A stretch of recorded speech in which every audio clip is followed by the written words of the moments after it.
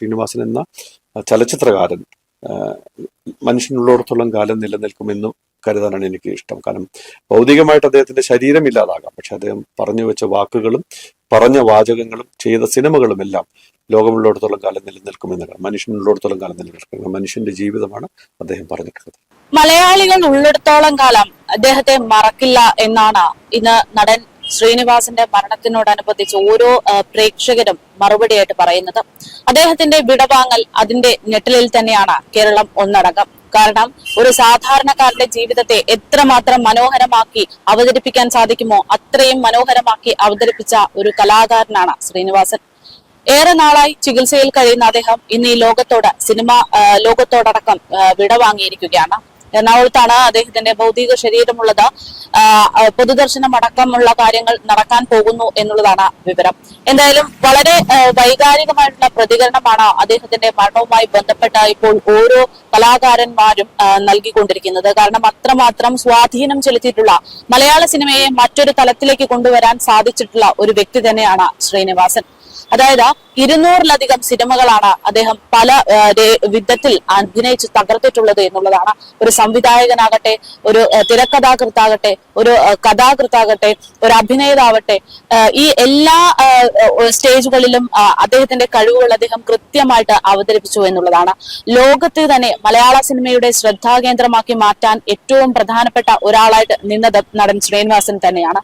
എന്തായാലും വളരെ വൈകാരികമായിട്ടുള്ള ഓരോ പ്രതികരണങ്ങൾ നൽകിക്കൊണ്ടിരിക്കുകയാണ് നടന്മാരെല്ലാവരും തന്നെ. ഇന്നിപ്പോൾ ആക്ടർ മധുപാൽ പ്രതികരിക്കുന്നു. അദ്ദേഹത്തിന്റെ വാക്കുകൾ പ്രധാനമായിട്ടും ഇത്തരത്തിലാണ്. അതായത് മലയാളികൾ ഉള്ളിടത്തോളം കാലം ഒരിക്കലും മറക്കാൻ പറ്റാത്ത ഒരാളായിട്ട് ശ്രീനിവാസൻ നിൽക്കും. അദ്ദേഹം ചിന്തിച്ചിട്ടുള്ള കാര്യങ്ങൾ അദ്ദേഹത്തിന്റെ ചിന്തയിൽ മാത്രം വരുന്ന കാര്യങ്ങളാണ്. അതുപോലെ ചിന്തിച്ച് ആവിഷ്കരിച്ച ജനങ്ങൾക്ക് മുന്നിലേക്ക് എത്തിക്കാൻ മറ്റൊരാളെ കൊണ്ടും സാധിക്കില്ല എന്ന് ഉറച്ചു വിശ്വസിക്കുന്ന ഒരാളാണ് താൻ എന്നാണ് അദ്ദേഹം പ്രതികരിച്ചത്. ശരിക്കും ആദ്യം കാണുന്നത് ഒരുപാട് വർഷങ്ങൾക്ക് മുമ്പ് സംവത്സരങ്ങൾ എന്നൊരു സിനിമ ഉണ്ടായിരുന്നു. സത്യൻ എന്നൊരു സംവിധായകൻ ചെയ്ത ഒരു പടം. എൻ്റെ ഒരു ഫ്രണ്ട് ഒക്കെ ആയിരുന്നു ആ പടത്തിന്റെ പ്രൊഡ്യൂസർ. ദാറ്റ് വാസ് 85-86 ആ സമയത്തായിരുന്നു. അതൊരു ഭയങ്കര ഓംപുരി അഭിനയിച്ച ആദ്യത്തെ മലയാള സിനിമയാണ്. പടം റിലീസായില്ല. ആ സിനിമയുടെ സമയത്ത് അന്നത്തെ ആ സിനിമയില് ശ്രീനേട്ടൻ, രാജൻ പി ദേവ്, ജഗദീഷ്, ഓംപുരി തുടങ്ങിയ ഒരു വലിയ താരനിര, മുരളിച്ചേട്ടൻ അടക്കമുള്ള ഒരു വലിയ താരനിര അന്നത്തെ കാലത്ത് തുടക്കക്കാരായിട്ടുള്ള ആൾക്കാരുണ്ടാണ്. ആ സിനിമയുടെ ഭാഗമായിട്ട് കുറേ ദിവസങ്ങളോളം എനിക്കുണ്ടായിട്ടുണ്ട്. അന്ന് ഞാൻ ശ്രീനേട്ടനെ പരിചയപ്പെടും. ശ്രീനേട്ടൻ തുറന്നു ഭയങ്കര ഓടിപ്പിടിച്ച് ഒരുപാട് സിനിമകൾ ചെയ്യുന്ന ഒരു ശ്രീനിവാസനാണ് ഞാൻ അന്ന് കണ്ടിട്ടുള്ളത്. അത് കഴിഞ്ഞ് കാലം കുറെ കഴിഞ്ഞതിന് ശേഷം പിന്നീട് ശ്രീനേട്ടനോടൊപ്പം വടക്ക് നോക്കി യന്ത്രം എന്നൊരു സിനിമയുടെ ഭാഗമായിട്ട് നിൽക്കാൻ കഴിഞ്ഞിട്ടുണ്ട്. അന്ന് ശ്രീനേട്ടനായിട്ട് കുറെ കൂടുതൽ സംസാരിക്കാൻ പറ്റിയിട്ടുണ്ട്. കുറെ കാലങ്ങൾക്ക് ശേഷം ഒഴിമുറി ചെയ്യുന്നതിന് തൊട്ട് മുമ്പ് ശ്രീനേട്ടനും ഞാനും കൂടി ഒരു സിനിമയെ കുറിച്ച് ഞങ്ങൾ ആലോചിക്കുകയും ചെയ്തിരുന്നു എന്നുള്ളതാണ്. ആ സിനിമ സന്ദർഭവശാൽ നടന്നില്ല. പക്ഷെ ഞങ്ങൾ ആലോചിച്ച സിനിമ നടന്നില്ല. പക്ഷെ അതിനൊരു കാരണമാകുന്നത്, ഒഴിമുറി ചെയ്യാനുള്ള കാരണമാകുന്നത് ശ്രീനിവാസൻ എന്ന് പറയുന്ന വളരെ കൃത്യമായിട്ട് കാര്യങ്ങൾ എന്താണെന്ന് പറഞ്ഞാൽ മനസ്സിലാകുന്ന ഒരു റൈറ്റർ ആണ് എനിക്ക് തോന്നിയത്. കാരണം ശ്രീനേട്ടനാണ് എന്നോട് ജയമോഹന്റെ ഇങ്ങനൊരു കഥയുണ്ട് എന്ന് എന്നോട് പറയുന്നത്. ഞാൻ വായിച്ച കഥയായിരുന്നു. എന്നിട്ട് പോലും അന്ന് എനിക്ക് ഓർത്തില്ല. പക്ഷെ അതിനകത്തൊരു കഥയുണ്ട് എന്ന് ആലോചിച്ച ശ്രീനിവാസൻ പിന്നീട് അതിന്റെ തിരക്കഥ എഴുതിയപ്പോൾ ശ്രീനേട്ടൻ അതിനകത്ത് അഭിനയിക്കാമെന്നൊക്കെ ആലോചിച്ചിരുന്നു. പക്ഷെ തിരക്കഥ എഴുതി വന്നു കഴിഞ്ഞപ്പോൾ അത് മാറി ലാലിലേക്ക് മാറുകയാണ്. കാരണം അതിനൊരു കാരണം ഉണ്ടെന്ന് ശ്രീനേട്ടൻ പറഞ്ഞു, എനിക്ക് ഒരിക്കലും ഇത് പറ്റുന്നൊരു സ്വഭാവമുള്ളൊരു കഥയല്ല എന്ന് പറഞ്ഞു. പക്ഷെ അതിനകത്ത് വേറെ രീതി, കാരണം രണ്ട് തരത്തിലാണ് ഞാൻ എപ്പോഴും പറയുന്നത്. ശ്രീനിവാസൻ എന്ന് പറയുന്ന വ്യക്തി കാണുന്ന കാഴ്ചയിലൂടെ എഴുതാൻ മറ്റൊരാൾക്ക് ഒരു കാരണവശാലും സാധ്യമല്ല എന്നുള്ള. കാരണം ശ്രീനിവാസൻ എന്ന എഴുത്തുകാരൻ കണ്ടിട്ടുള്ള അല്ലെങ്കിൽ അനുഭവിച്ചിട്ടുള്ള ജീവിതത്തിൽ നിന്നും പോകുന്ന ഓരോ കഥകളും അദ്ദേഹത്തിന് മാത്രം എഴുതുകാനും അദ്ദേഹത്തിന് മാത്രം പറഞ്ഞു ഫലിപ്പിക്കാനും പറ്റുന്ന ഒരു കാര്യമുണ്ടെന്ന് ഞാൻ അന്ന് തിരിച്ചറിഞ്ഞ ഒരു കാര്യമാണ്. കാരണം ശ്രീനേട്ടന്റെ കാരണം അന്ന് ഒരുപാട് കഥകൾ ശ്രീനേട്ടൻ നമ്മളോട് പറഞ്ഞിട്ടുണ്ടായിരുന്നു. ആ കഥകളൊന്നും തന്നെ പിന്നീട് കാലത്ത് കഥ പറയുമ്പോൾ ഒരു എക്സ്റ്റൻഷൻ പോലത്തെ ഒരു കഥ ഞങ്ങൾ ആലോചിച്ചിരുന്നു. അത് പിന്നീട് വേറൊരു രീതിയിൽ സരോജ് കുമാർ എന്നുള്ള രീതിയിലേക്കുള്ള സിനിമമായി മാറിയിട്ടുണ്ട്. അപ്പം ശ്രീനിവാസന് പറഞ്ഞാൽ മാത്രം പറ്റുന്ന തരത്തിലേക്കുള്ള കഥകൾ എഴുതുക എന്ന് പറയുന്നത് അത് തിരിച്ചറിയുന്ന ഒരു വട്ടം സംവിധായകർ നമുക്ക് ഉണ്ടായിട്ടുണ്ടെന്ന്. സത്യേട്ടനെ പോലെ, കമൽ സാറിനെ പോലെ, പ്രിയദർശനെ പോലെ, സിബി സാറിനെ പോലെയുള്ള സംവിധായകർ നമുക്ക് ഉണ്ടായിട്ടുണ്ട്. അപ്പോൾ അതൊക്കെ ചെയ്തു വന്നപ്പോഴും ശ്രീനിവാസൻ എന്നൊരു വ്യക്തി ഉണ്ടാക്കിയിട്ടുള്ള ചലച്ചിത്രങ്ങൾ മലയാളി ഉള്ളിടത്തോളം കാലം, ലോകമുള്ളിടത്തോളം കാലം ഈ മണ്ണിൽ ചവിട്ടി നടക്കുന്ന മനുഷ്യനുള്ളിടത്തോളം കാലം നിലനിൽക്കുമെന്ന് എനിക്ക് തോന്നിയിട്ടുണ്ട്. കാരണം എന്താണെന്ന് വെച്ച് കഴിഞ്ഞാൽ 80കളുടെ തുടക്കത്തിൽ എഴുതിയിട്ടുള്ള പല സിനിമകളുടെയും ഡയലോഗുകൾ ഇന്ന് പുതിയ ജെൻസി പിള്ളേരുടെ ട്രോളുകൾ ഉണ്ടാക്കാൻ ഉപയോഗിക്കുന്ന വാചകങ്ങളാണ്. അതിനകത്തുള്ള സീനുകൾ എടുത്തുകൊണ്ടാണ് അവർ പുതിയ തരത്തിൽ ട്രോളുകൾ ഉണ്ടാക്കുന്നത്. അപ്പം അന്നത്തെ ഒരു ജനറേഷനും ഇന്നത്തെ ഒരു ജനറേഷനും ഇനി വരാനിരിക്കുന്ന ജനറേഷനും ഇത് കൃത്യമായിട്ട് മനസ്സിലാവും എന്നുള്ളത് തന്നെയാണ് ശ്രീനിവാസൻ എന്ന വ്യക്തി എഴുതിയിട്ടുള്ള ചലച്ചിത്രങ്ങൾ കൊണ്ട് നമുക്ക് കാണിച്ചു തരുന്നത്. കാരണം ഒറ്റ കാര്യമുള്ളൂ, ഞാനത് വരവേൽപ്പ് പോലെയൊക്കെയുള്ള ചില സിനിമകൾ ചെയ്തപ്പോഴൊക്കെ ശ്രീയുടെ കൂടെ ഈ അഭിനയിക്കാൻ കൂടെ ഇരുന്നപ്പോഴും ഗുരുവിൽ ഞങ്ങൾ ഒരുമിച്ച് കുറെ ദിവസം ഒരുമിച്ചുണ്ടായിരുന്നതാണ്. അപ്പം മോഹൻലാലും ഒക്കെ ആയിട്ട് ഇരുന്ന് സംസാരിക്കാൻ പറ്റിയ സമയങ്ങളിലൊക്കെ നമുക്ക് തോന്നിയിട്ടുള്ള കാര്യം, ശ്രീനിവാസൻ കാണുന്ന കാഴ്ച മറ്റൊരാൾക്ക് കാണാൻ പറ്റാത്ത ഒരു കാഴ്ചയാണ് എന്നുള്ളത്. കാരണം അദ്ദേഹം പറയുന്ന വാചകം, കാരണം ചെറിയൊരു വസ്തുവിനെ കണ്ടാൽ പോലും പുള്ളിയുടേതായ ഒരു കാഴ്ചയുണ്ടെന്നുള്ളതാണ്. ഞാൻ അതിനകത്ത് ഏറ്റവും രസം തോന്നിയ ഒരു കാര്യം എന്താണെന്ന് വെച്ചാൽ, വടക്ക് നോക്കി യന്ത്രം ചെയ്യുന്ന സമയത്ത് ഈ ഒരു വാനും അതിനകത്തൊരു പട്ടാളക്കാരൊരു വണ്ടി ഉണ്ടാക്കാൻ വേണ്ടി കൊണ്ടുവന്ന വണ്ടിയെ നമ്മുടെ നാട്ടില് ഈ കൊപ്രയടിക്കാൻ കൊള്ളുന്ന വണ്ടി എന്ന് പറഞ്ഞുകൊണ്ട് മാറ്റി നിർത്തിയ സാധനത്തിനകത്തുനിന്ന് അതിനകത്ത് വേറൊരു കാഴ്ച ഉണ്ടാക്കാൻ ശ്രീനിവാസൻ എന്ന് പറഞ്ഞൊരു വ്യക്തിക്ക് കഴിഞ്ഞു. കാരണം ഒരു വസ്തു കാണുമ്പോൾ അത് അങ്ങനെയും ഉപയോഗിക്കാം എന്ന് പറയുന്ന ഒരു കാഴ്ചയുണ്ട്. അപ്പൊ ആ കാഴ്ചകളിലേക്കെല്ലാം ശ്രീനിവാസൻ എന്ന് പറയുന്ന ആൾക്ക് സാധിച്ചിട്ടുണ്ടെന്നുള്ളത്. കാരണം അതെന്തുകൊണ്ടെന്ന് വെച്ചാൽ, ഞാൻ ഇപ്പോഴും എന്നും കരുതുന്നതാണ്, ശ്രീനിവാസൻ ജീവിച്ചിട്ടുള്ളത് സാധാരണ മനുഷ്യന്മാരോടൊപ്പമാണ്, മണ്ണിൽ ചവിട്ടി നടക്കുന്ന മനുഷ്യന്മാരോടൊപ്പമാണ്.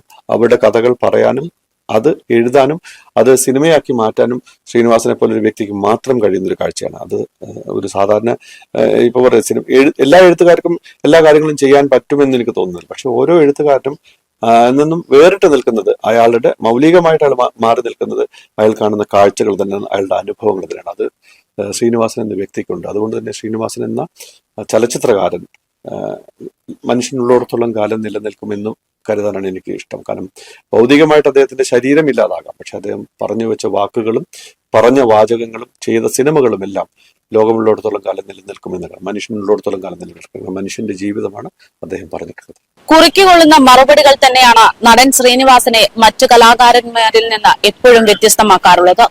കുറച്ച് കാലങ്ങൾക്ക് മുമ്പ് അദ്ദേഹം പറഞ്ഞൊരു വാചകമുണ്ട്. അതായത്, ഞാൻ എഴുതാതെ പോയിട്ടുള്ള തിരക്കഥയാണ് യഥാർത്ഥത്തിൽ മലയാള സിനിമയുടെ ഞാൻ നൽകിയിട്ടുള്ള പ്രധാനപ്പെട്ട സംഭാവനയെന്ന്.